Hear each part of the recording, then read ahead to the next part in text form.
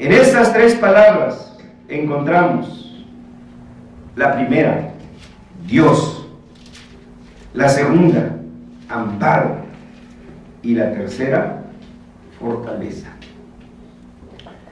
En español se nos pierde un poquito el significado, pero si vamos al original, se abrirá un poquito más el panorama. Dios, que es la primera palabra de esta frase, que es una frase fuerte y solemne, y debe hacerse notar que el autor sagrado empezó con la palabra hebrea Elohim. Esta palabra Elohim es el plural de la palabra singular Eloah, y con este nombre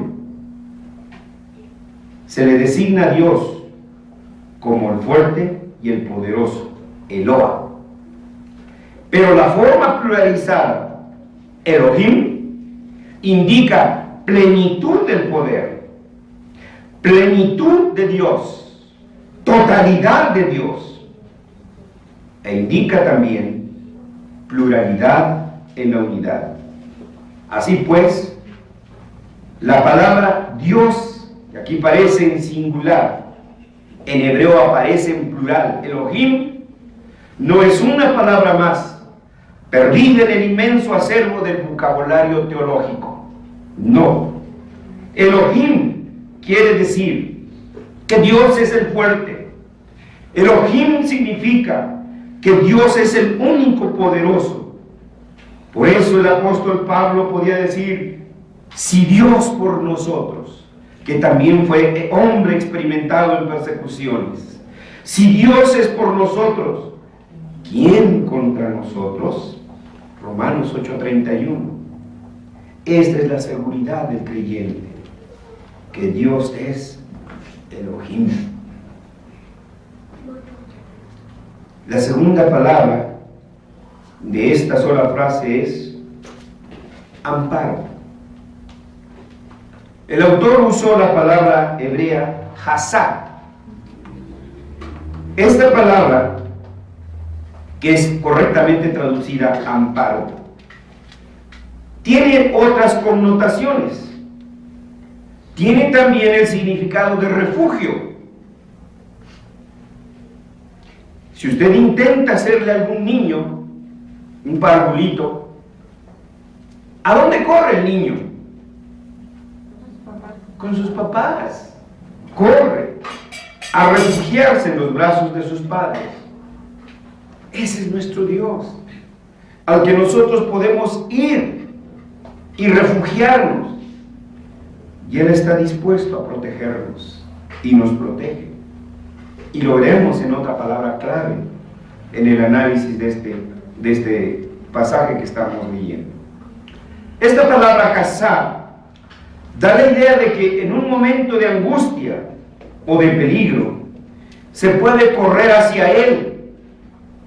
No estamos solos, como decía el apóstol Pablo, perseguidos, pero no desamparados, derribados, pero no destruidos. Podemos ir hacia Él y encontrar en Él un refugio seguro. Y no solo eso, sino protección contra todo y contra cualquiera. De esta misma primera frase, la tercera palabra es fortaleza. En hebreo, Ezra. De ahí viene el nombre de Esdras. Es la transliteración fonética al español, Esdras. Y se escribe exactamente igual el nombre propio Esdras que la palabra hebrea Ezra. Esta palabra hebrea Ezra, que significa llanamente fortaleza, también tiene otros significados: fuerza, entereza, resistencia. En resumen, en esta sola frase, Dios es nuestro amparo y fortaleza, significa que Elohim es lo que nos da fuerza.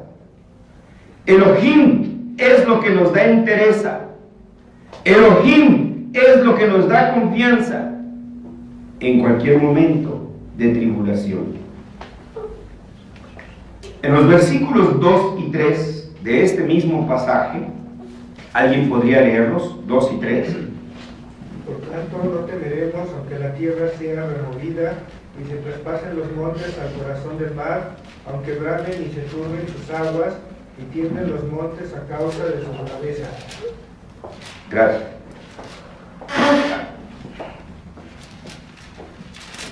En el versículo 2 y el 3 que acaban de ser leídos, se aprecia una figura retórica conocida como hipérbole. La hipérbole consiste en una exageración deliberada con el propósito de aumentar el efecto de lo que se dice. En otras palabras, hermanos, Dios es más grande que todos los problemas grandes del mundo. Entonces, ¿por qué, muchachita? ¿Por qué, jovencito?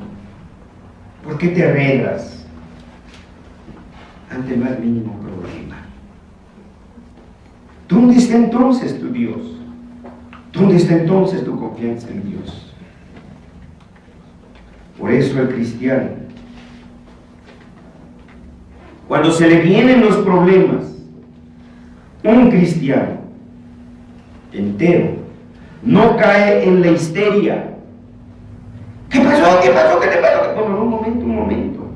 No cae en el pánico, ni en un desmedido terror. Porque Elohim es su refugio y fortaleza. Noten ustedes. Vean las demás personas cuando tienen un accidente, un problema. ¿Sí? Perdonen la expresión. Parecen gallinas loquitas, no saben qué hacer. Corren para aquí, corren para allá. Y de veras, toda una desesperación tremenda. Es que nosotros somos de palo, no sentimos. No, sí. Pero Dios con su espíritu y su palabra nos hace ver las cosas de una manera más fría. El ejemplo por antonomasia lo podemos tomar de David y de Goliat. ¿Qué llenó de valor a este jovenzuelo adolescente? No existían todavía los cuernos de chivo, perdón. Es más, ni siquiera pudo con la armadura, nomás vean, ¿no? Lo pesada que estaba. Ni siquiera podía con la espada.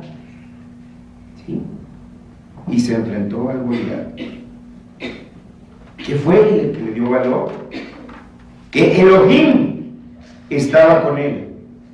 Y en esa confianza y bajo esa protección se enfrentó a su problema. A los problemas hay que enfrentárseles, no sacarles la vuelta. Problema enfrentado, problema resuelto.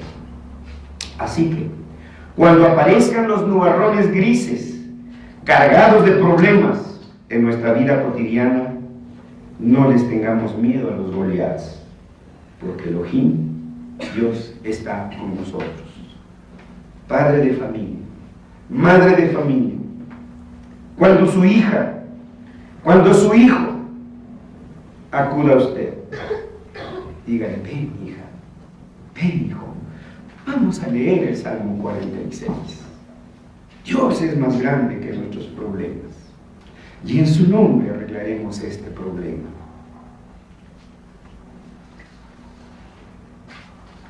Además, otra cosa que podemos ver de este salmo que dio tanta seguridad a nuestro hermano: cada uno de nosotros pertenecemos a la iglesia de nuestro Señor Jesucristo. Dios nos ha injertado en su iglesia. Y dicen los escritores sagrados, los apóstoles, en una analogía que usa, dice: la esposa de Cristo, la novia del Cordero. Nomás quiero saber, ¿no?, que intente alguien hacerle algo a Katy en frente de Ricardo, o a Isabel en frente de Oscar. ¿Se quedarán quietecitos? Yo creo que ellas están seguras de lo que harían. Imagínense aquel que se atreva a tocar la iglesia de nuestro Señor Jesucristo. Dios ama a su iglesia. Del versículo 4 al 7, el escritor habla de la ciudad de Dios. ¿Alguien lo puede leer, por favor? Versículos 4 al 7. Del río sus corrientes alegran la ciudad de Dios, el santuario de las moradas del Altísimo. Dios está en medio de ella, no será conmovida. Dios la ayudará al clarear la mañana. Bramaron las naciones y titubearon los reinos. Vio él su voz, se derritió la tierra. El 7 también. Jehová de los ejércitos está con nosotros. Nuestro refugio es el Dios de Jacob. Muy bien. Entonces vean, es la similitud con el versículo 11, con el 1, con el 7. Nuestro refugio es el Dios de Jacob. Dios es nuestro amparo y fortaleza. Habla de la ciudad de Dios, del santuario, que Dios está en medio de ella, y etc. Es una alusión a la iglesia. Es una alusión a la presencia constante de Dios en ella y la realidad de los enemigos de la iglesia. La iglesia sí tiene enemigos, ya hay quienes quisieran verla desintegrada. Pero la gran seguridad del creyente es que él, el creyente, y en lugar de él ponga su nombre, el de usted, pertenece al cuerpo glorioso de Cristo, el cual es la iglesia. Y que Dios tiene un especial cuidado de su iglesia, que Dios está en medio de ella, como dice el versículo 5, y la ayuda de Dios es continua, es permanente, es cotidiana. Dios no duerme, Él está velando por su iglesia. No es como algunos cristianos domingueros, que solo aparecen los domingos, pero todos los demás días no sabemos nada de ellos. Pero al mismo tiempo, hay una advertencia para usted y para mí, que pertenecemos a la iglesia, y que por eso debemos de estar siempre apercibidos y alertas. El versículo 6 dice: bramarán las naciones, titubearon los reinos, dio él su voz, se derritió la tierra. Bramarán las naciones. La iglesia de Jesucristo nunca está sin enemigos, pues por dentro hay cizaña, por fuera los adversarios declarados de la iglesia. El diablo sabe, igual que el capítulo de Balaam y Balac, cómo puede minar la pureza de la iglesia. ¿Se acuerdan que Balaam mandó llamar a Balac en el episodio de la burrita? Maldíceme este pueblo. Y en lugar de maldiciones salían bendiciones. Pero este codicioso, ¿qué consejo le dio al rey? ¿Recuerdan? Hazlos pecar. Hazlos pecar. Mándales muchachas guapotas y bonitas. Y eso hizo el rey. E Israel cayó. Por eso decimos, por dentro cizaña, por fuerza enemigos declarados de la iglesia. Esto es una realidad, hermanos. La iglesia tiene sus enemigos. Nunca olvidemos que solo los mediocres no tienen enemigos. ¿Quién se ocupa de ellos? Pero si estamos cumpliendo con la voluntad de Dios, entonces el enemigo, la serpiente antigua, es decir, el diablo, levantará su cabeza. Ellen Rohner decía: tú planta la tesis, ¿sí?, que la antítesis se levanta sola.